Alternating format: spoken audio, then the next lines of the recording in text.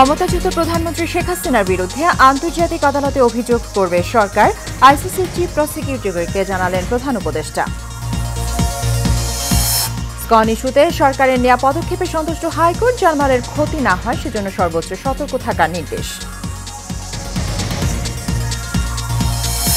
এবং স্বৈরাচার মুক্ত হওয়ার পর এখন দেশ গড়ার পালা, বললেন বিএনপির ভারপ্রাপ্ত চেয়ারম্যান তারেক রহমান। সবাইকে ঐক্যবদ্ধ থাকার আহ্বান।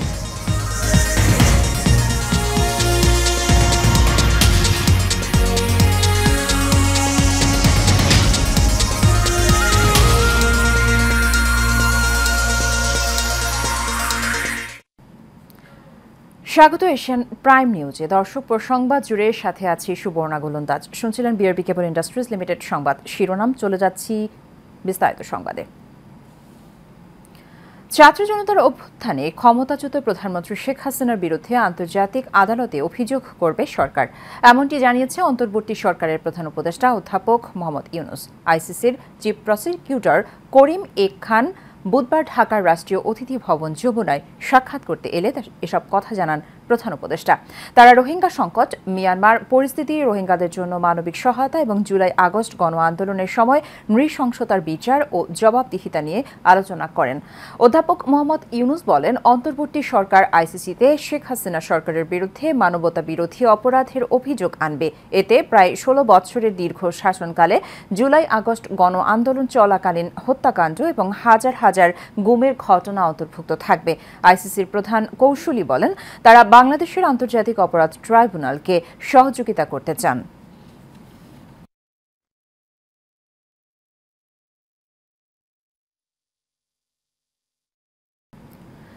ইসকনের বিষয়ে সরকার কঠোর অবস্থানে রয়েছে বলে হাইকোর্টকে জানিয়েছেন রাষ্ট্রপক্ষের আইনজীবী। আজ বিচারপতি ফারাহ মাহবুব ও বিচারপতি দেবাশিস রায় চৌধুরীর হাইকোর্ট বেঞ্চে এই তথ্য জানানো হয়। এদিন রাষ্ট্রপক্ষের আইনজীবী আদালতকে আরও জানান, চট্টগ্রামে আইনজীবী হত্যার ঘটনায় 3টি মামলা হয়েছে, গ্রেপ্তার করা হয়েছে 33 জনকে। এ সময় সরকারের নেওয়া পদক্ষেপে সন্তুষ্টি প্রকাশ করেন হাইকোর্ট। HA মিতুর রিপোর্টে দেখুন বিস্তারিত। গেল 30 অক্টোবর জাতীয় পতাকা অবমাননার অভিযোগে রাষ্ট্রদ্রোহ আইনে মামলা দায়ের হয় ইসকনের আলোচিত সংগঠক চিন্ময় কৃষ্ণ দাস ভ্রামচারী সহ 19 জনের বিরুদ্ধে। এরপর থেকেই আলোচনা ইসকন। এর মধ্যেই ইসকনের কার্যক্রম হাইকোর্টের নজরে এনে সংগঠনটির কার্যক্রম বাংলাদেশে নিষিদ্ধ করতে আদালতের কাছে আবেদন করেন আইনজীবী মোহাম্মদ মনির উদ্দিন। তিনি জানান, বাংলাদেশে থেকে ভারতের এজেন্ডা বাস্তবায়ন করছে ইসকন। ইসকনের মাধ্যমে ইন্ডিয়াতে প্রোপাগান্ডা বাস্তবায়ন করছে। এটা হচ্ছে আমাদের সবচেয়ে আবেগ এবং উদ্বেগ এবং চিন্তার বিষয়। কারণ ইসকন সাধারণত তাদের গুরুকুল আছে, তারা সেখানে শিক্ষা নিবে, মন্দির আছে, তারা সেখানে প্রার্থনা দিবে। ইসকনের এখানে তাদের কোর্ট অবমাননা থেকে শুরু করে আইনজীবী হত্যার মাধ্যমে তারা অলরেডি আমরা গত 5-7 বছর থেকে তাদের নিয়ে খুব সন্দেহ প্রকাশ করছিলাম যে তারা একটা কিছু করতে পারে। এখন তারা রাষ্ট্রযন্ত্রকে অস্থির করার জন্য তারা তাদের এজেন্ডাগুলো অলরেডি বাস্তবায়ন করে যাচ্ছে। কিন্তু আমাদের রাষ্ট্রের স্বাধীনতা সার্বভৌমত্ব রক্ষার জন্য আমরা যদি এখনই ইসকনকে নিষিদ্ধ না করি, এটা ভবিষ্যতে রক্তের হোলি খেলার মধ্যে দিয়ে নিষিদ্ধ হবে।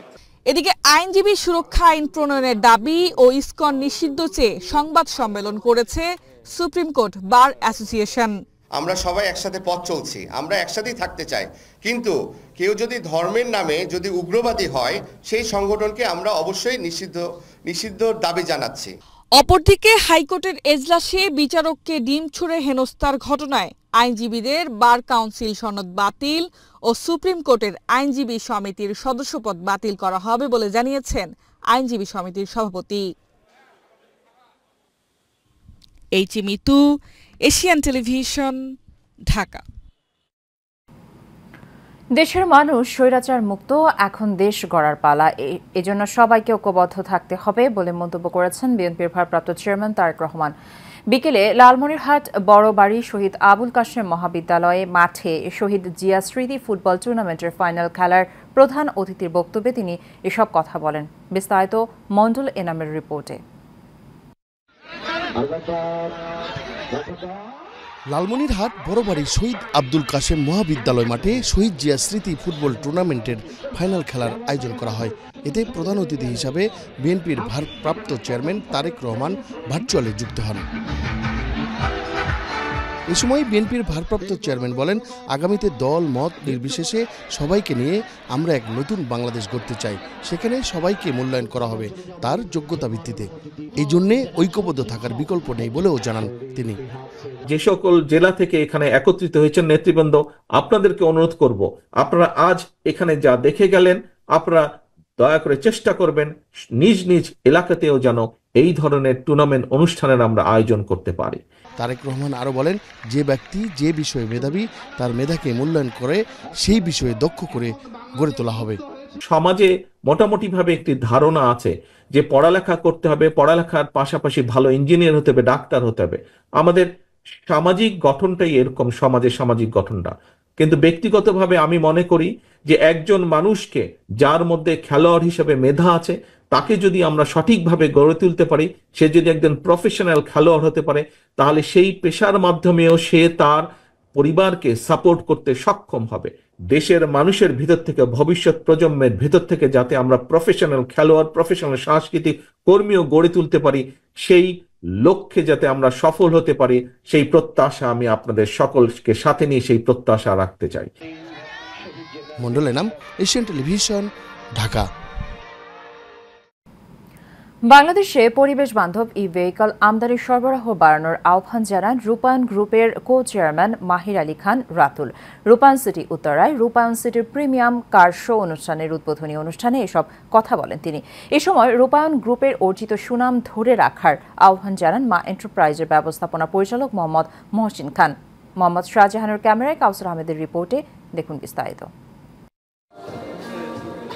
যেখানে দেশের আবাসন প্রকল্পগুলোতে জায়গা সংকটের কারণে যত্রতত্র গাড়ি পার্কিং করার কথাই ভাবা যায় না, সেখানে রূপায়ণ গ্রুপের প্রতিষ্ঠান রূপায়ণ সিটিতে মা এন্টারপ্রাইজ আয়োজন করেছে বেশ কয়েকটি কোম্পানির গাড়ির প্রদর্শনী। রূপায়ণ গ্রুপ আবাসনে গতানুগতিক ভাবনার যে পরিবর্তনের ছোঁয়া লাগিয়েছে, সেটি জিয়ে রাখতেই এই আয়োজন বলে জানান গ্রুপের মার্কেটিং ডিরেক্টর অমিত চক্রবর্তী। সে কারণেই এই প্রকল্পে মা এন্টারপ্রাইজ গাড়ির প্রদর্শনী করেছে বলে জানান প্রতিষ্ঠানের এক্সিকিউটিভ ডিরেক্টর মুহতাসিমার রাফিদ। মানুষ কিন্তু চায় নিজের লাইফস্টাইলটাকে ফুলফিল করতে, সেই ফুলফিলনেসের জন্য বা কমপ্লিটনেসের জন্য আমরা এই ধরনের সাস্টেইনেবল ব্র্যান্ডগুলোকে, এটা শুধু গাড়ি না, ভবিষ্যতে আমরা আরও বিভিন্ন রকম লাইফস্টাইল রিলেটেড সাস্টেইনেবল বা এনভায়রনমেন্ট ফ্রেন্ডলি এবং মানুষের জন্য অ্যাফোর্ডেবল সেই বিষয়গুলোকে প্রমোট করে যাব। We hope that together we can collaborate for this community and also outside this community. And we are also bringing the electric vehicles, and hopefully our people will love them and they will make transportation very affordable. এর আগে রূপায়ণ city উত্তরার sky villa প্রাঙ্গণে 3 দিনব্যাপী রূপায়ণ city premier কার show আয়োজনের উদ্বোধন করেন রূপায়ণ গ্রুপের কো চেয়ারম্যান মাহির আলী খান রাতুল এবং মা এন্টারপ্রাইজের ব্যবস্থাপনা পরিচালক মোহাম্মদ মহসিন খান। এ সময় স্ব প্রতিষ্ঠানের ঊর্ধ্বতন কর্মকর্তারা উপস্থিত ছিলেন। এ সময় রূপায়ণ গ্রুপ যেমন বিশ্বের সাথে তাল মিলিয়ে অত্যাধুনিক আবাসন নির্মাণ করে যাচ্ছে, তেমনি মা এন্টারপ্রাইজকেও পরিবেশ বান্ধব বিভিন্ন গাড়ি নিয়ে কাজ করায় তাদেরকে সাধুবাদ জানান রূপায়ণ গ্রুপের কো চেয়ারম্যান মাহির আলী খান রাতুল। রূপায়ণ গ্রুপ আবাসন খাতে একটি সুনামধন্য প্রতিষ্ঠান এবং বাংলাদেশে রিয়েল এস্টেট সেক্টরে রূপায়ণ গ্রুপের বেশ অবদান রয়েছে আবাসন খাতটাকে পরিবর্তন করার ক্ষেত্রে। তো আমরা আশা করি যে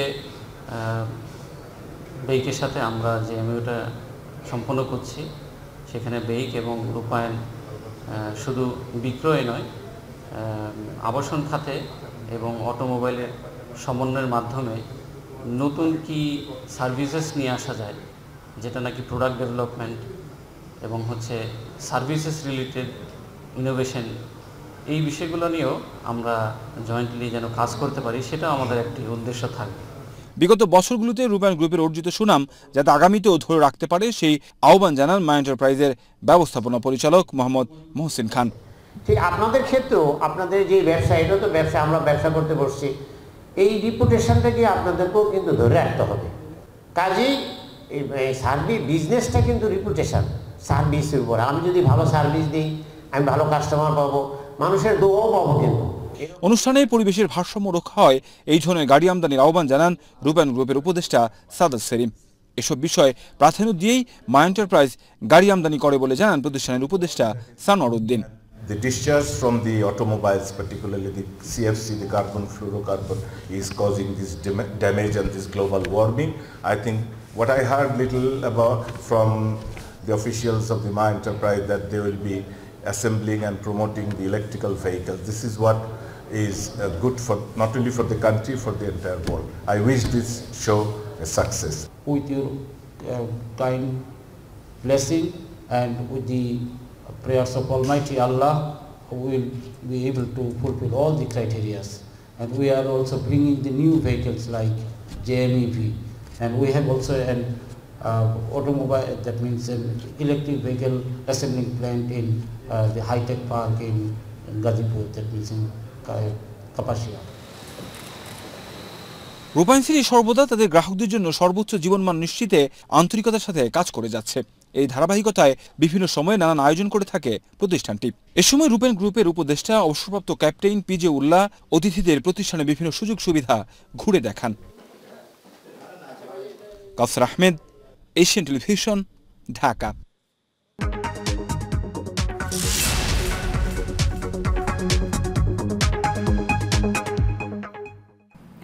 আন্তর্জাতিক মানদণ্ড অনুযায়ী ঋণ কার্যক্রমের উদ্যোগ নিয়েছে বাংলাদেশ ব্যাংক। নতুন সংজ্ঞা অনুযায়ী কোনো ঋণ বা ঋণের কিস্তি নির্ধারিত সময়ের মধ্যে পরিশোধিত না হলে পরদিন থেকেই মেয়াদোত্তীর্ণ হবে। পরিশোধ বা নবায়ন করা না হলে ৩ মাস পর্যন্ত ঋণ মেয়াদোত্তীর্ণ থাকবে।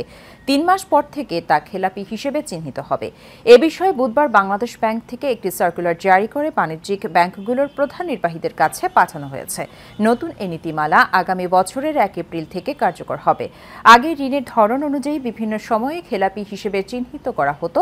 এখন সব ধরনের ঋণই ৩ মাস মেয়াদোত্তীর্ণ থাকার পর পরিশোধিত বা নবায়ন করা না হলে তা খেলাপি হয়ে যাবে। বর্তমানে মেয়াদি ঋণ সহ কিছু ঋণ খেলাপি হচ্ছে মেয়াদোত্তীর্ণ হওয়ার ৬ মাস পর। এ পর্যায়ে civil presence health and beauty.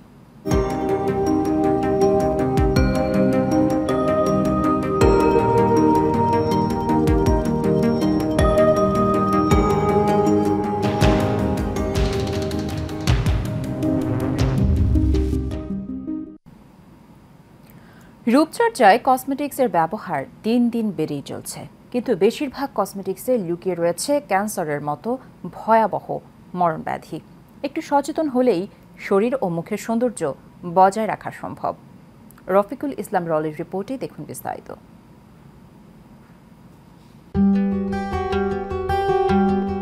বাংলাদেশে ধনী গরিব সবাই এখন সুন্দর হওয়ার জন্য রূপচর্চার পিছনে দৌড়াচ্ছেন। কে কার থেকে কত সুন্দর হতে পারে সেই প্রতিযোগিতায় নেমেছে সবাই। এতদিন ছিল ফেয়ার অ্যান্ড লাভলি, এখন আসছে ফেয়ার অ্যান্ড হ্যান্ডসাম, যে আপনি কত হ্যান্ডসাম হইতে পারেন ছেলেরা। এই ধরনের এই প্রতিযোগিতায় সবাই নেমেছে এবং এইটা হলো কি অপ্রয়োজনীয় প্রসাধনী ব্যবহার করা ঠিক না। আমরা অনেক সময় দেখি যারা বলে ডার্মাটাইটিস মেডিকামেন্টোসা, অনেক প্রসাধনীতে স্টেরয়েড দেওয়া হয়। স্টেরয়েড ব্যবহার করলে স্কিনটা ভাল লাগে, দেখতে সুন্দর লাগে স্কিনটা, কারণ স্টেরয়েডের কারণে চামড়া পাতলা হয়, দাগগুলি চলে যায়, ভাল লাগে। এই যে প্রসাধনী, প্রতিযোগিতামূলক প্রসাধনী তৈরি হচ্ছে, মানুষ ব্যবহার করতেছে এবং কাঁচামাল না থাকলে ব্যবসা হয় না। তাই দেখা যাচ্ছে মানুষ এখন প্রসাধনীর জন্য পাগল। যদি কোনো কসমেটিক্স দাবি করা হয় এটি ব্যবহার করলে ফর্সা হওয়া যায়, তার মানে এর মধ্যে হাইড্রোকুইনিন জাতীয় কিছু ওষুধ রয়েছে, যার পার্শ্ব প্রতিক্রিয়া ভয়াবহ। আমরা চেষ্টা করি সবাই সাদা হইতে চাই, কিন্তু সাদা হয় কিন্তু আসল সৌন্দর্য না। সৌন্দর্য হলো পরিপাটি যে থাকবে সেই কিন্তু সুন্দর হবে। তা আমরা পরিষ্কার পরিচ্ছন্ন পরিবারই থাকবো। এবং আজকাল সবাই বলে আমার পোর হয়ে গেছে, আর পোর তো মানুষের থাকবেই, পোর ছাড়া মানুষ বাঁচবে না। সেই পোর ব্যবহার করা, পোর মিনিমাইজ করার জন্য অনেক ক্রিম ব্যবহার করে। তাই আমরা ক্রিম ব্যবহারে সচেতন থাকবো, প্রসাধনী ব্যবহারে সচেতন থাকবো।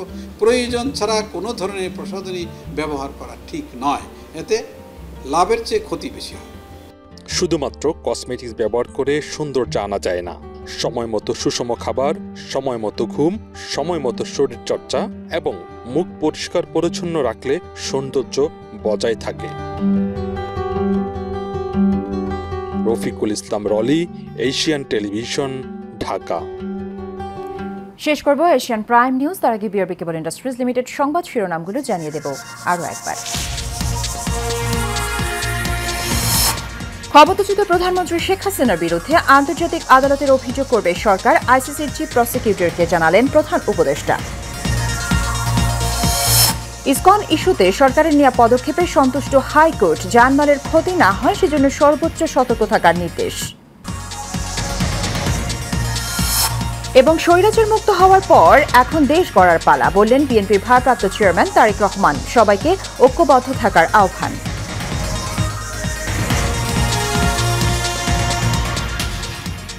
এশিয়ান প্রাইম নিউজ এ পর্যন্তই। আমাদের পরবর্তী সংবাদ দেখার আমন্ত্রণ রইল। ধন্যবাদ সাথে থাকার জন্য। আল্লাহ হাফেজ।